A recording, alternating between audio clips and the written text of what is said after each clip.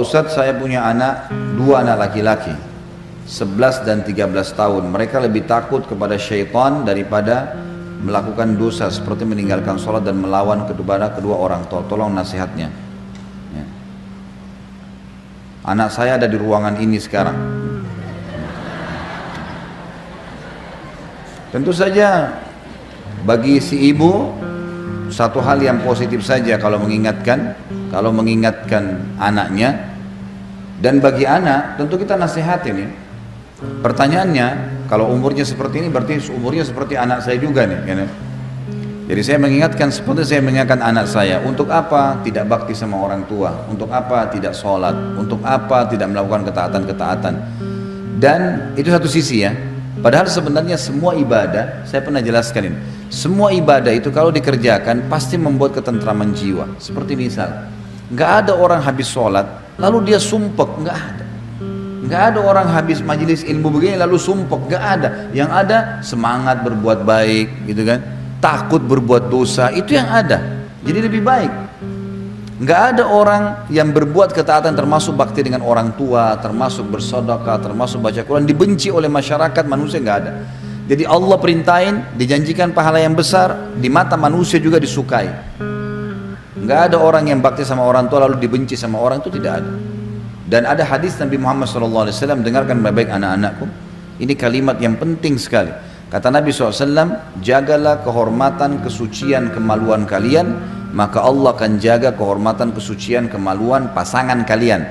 Dan berbaktilah dengan kedua orang tua kalian, maka Allah akan karuniakan kalian anak yang berbakti dengan kalian. Jadi jangka panjangnya adalah, kalau sekarang bakti dengan orang tua, nanti Allah kasih anak yang bakti dengan kita. Jangka panjang, kalian akan dewasa, kalian akan menikah, nanti punya pasangan, punya anak. Sekarang bakti sama orang tua, Allah kasih anak yang bakti juga dengan kita. Saya punya ayah, alhamdulillah masih hidup. Saya kasih contoh dan saya lihat depan mata saya soalnya. Pada saat ayah saya lagi mau jalan, saya coba melakukan apalah yang terbaik. Saya kadang-kadang kalau lihat beliau, saya siapkan sendalnya, lalu beliau pakai sendalnya. Kalau mau naik mobil, saya bukain pintu. Mungkin itu ijtihad, upaya yang saya bisa lakukan lah. Walaupun tidak ada apa-apanya dibanding perbuatan orang tua saya buat saya gitu. Doa mereka sekali saya sudah luar biasa buat saya. Tapi subhanallah, ada anak saya 3 tahun laki-laki, setiap kali saya mau keluar, saya kalau mau keluar diambilin sama dia sepatunya. 3 tahun, sepatu saya diambilin atau sendal saya diambilin, dipakein sama dia.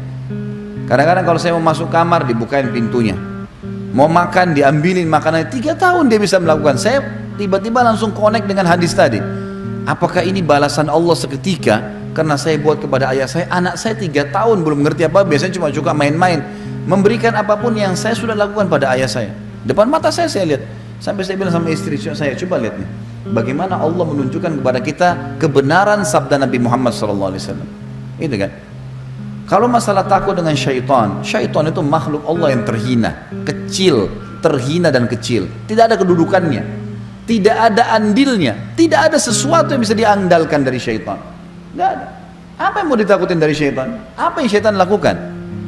Kalau syaitan bisa menguasai kita teman-teman sekalian, maka tidak ada di antara kita yang bisa duduk di sini. Tidak bisa minum, nggak bisa makan. Syaitan akan susahin dia, karena syaitan penjahat kan. Tapi syaitan buktinya nggak bisa buat apa-apa, kita bisa makan, kita bisa minum, dia cuma membisikkan saja.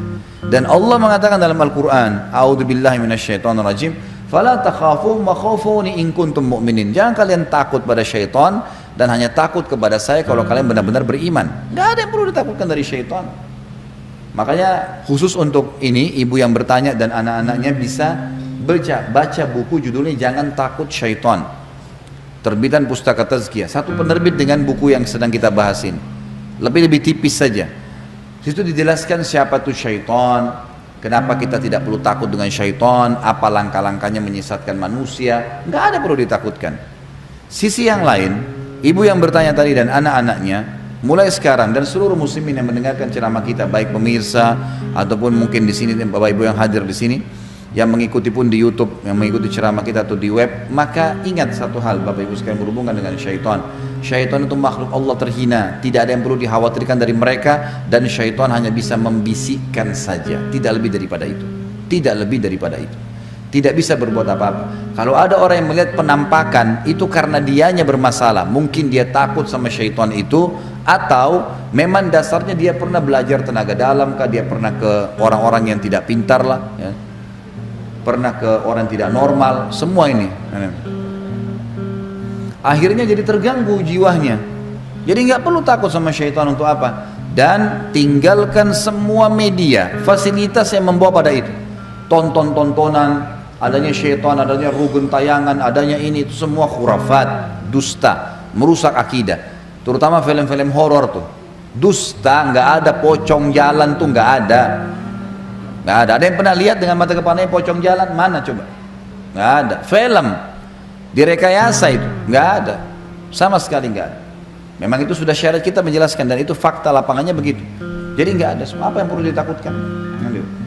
Jadi jangan takut sama syaitan, dan baca buku tadi untuk memperkaya bahasan, atau lihat nonton bahasan saya tentang bekal dunia akhirat judulnya di YouTube atau di web, atau tonton juga tentang masalah sihir dan perdukunan. Itu banyak panjang lebar saya jelaskan tentang masalah itu. Allahu alam. Dan saya mendoakan semoga saja ibu dan anak-anaknya insya Allah dijaga di dalam ketaatan kepada Allah. Dan bagi anak saya ajak untuk berbakti pada ibunya, dan bagi ibu juga lebih rahmat dan kasih sayang kepada anaknya. Semoga saja insya Allah disatukan dalam keimanan dan disatukan di dunia juga di akhirat.